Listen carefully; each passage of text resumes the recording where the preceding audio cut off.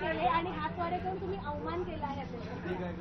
हातवारे म्हणजे मी सरळ पण तुम्हाला सांगतो, तुम्हाला सगळ्यांना माहिती आहे, परवाकडे जे काही चड्डी बनियन गँगचे व्हिडिओ आले त्याच्यात एक ते काय ओम भट स्वाहा टाचणी किंग, हे केलंच मी, टाचणी किंग आहेत ते, करायची कारवाई करा, माझ्यावर कारवाई.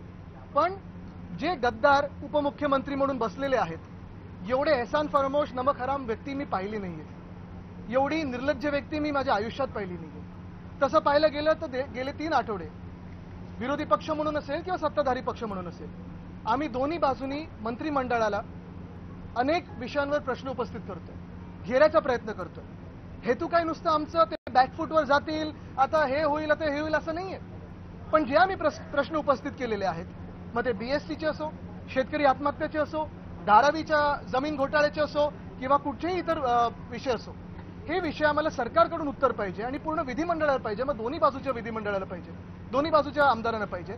एवढ्यासाठीच, कारण आम्ही जनतेतून निवडून आलेले लोक आहोत आणि आम्हाला आमच्या मतदारसंघाला जनतेला उत्तर देणं भाग पडतं, गरजेचं आहे, ते आमचं कर्तव्य देखील आहे. पढ़ते रहिए fight against criminal daily newspaper.